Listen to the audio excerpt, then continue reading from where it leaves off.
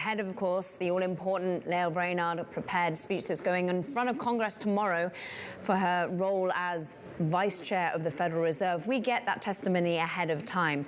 She says, of course, that slowing too high inflation is the most important Fed task. Committed to independent, nonpartisan status of the Federal Reserve, the priority is about protecting economic gains and helping the recovery. We know that the minute she was nominated, she very much put the onus on inflation being the key thing to tackle. She's also supporting monetary policy that responds to conditions, giving that air of flexibility that we heard from Fed Chair Jerome Powell just a day ago, and committed to keeping the financial system strong, resilient. There we have some of those comments coming from the prepared remarks. And inflation is too high, says Lael Brainard, and working people around the country are concerned.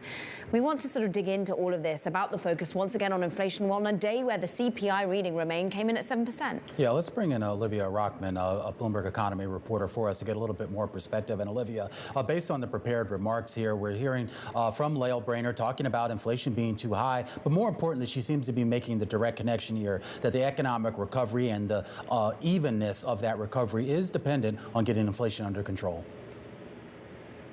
That's right, and it's really interesting to hear from Brainard at this time because we haven't really heard from her publicly since September, and of course, the inflation picture was so different then than it is now. And so to hear her really saying inflation is too high and that they're going to do everything they can to tackle it shows that even the more dovish members of the Fed are really committed to this. And tackling inflation in part because, as we've heard, you can't have full employment with this type of inflation, right? That's right, and Lael Brainard was one of the co-authors of the most recent inflation targeting messaging, which really has to do with maximum employment being balanced with inflation. And so if she's even kind of calling this out as somebody who's typically very also focused on the employment picture, it means that the Fed in general is really going to do what they can to tackle, these inflation numbers that we saw earlier this morning.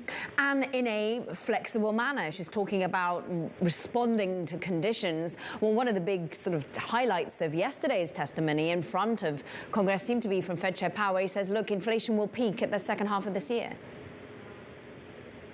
That's right, and I think what Powell said about, the risk of allowing inflation to go too high and then that driving a recession and then that being an employment issue is really significant and seems like something that Brainard is also understanding, right? That if inflation doesn't get under control, we might end up with a weaker employment situation than what we're dealing with right now. And based on the hearing that we heard on Tuesday with Jay Powell and the line of questioning, which of course focused pretty heavily primarily on policy going forward rather than some of the other issues that would normally come up during a confirmation hearing, is the expectation tomorrow with Brainard's hearing that the line of questioning will primarily focus around some of these inflation numbers as well?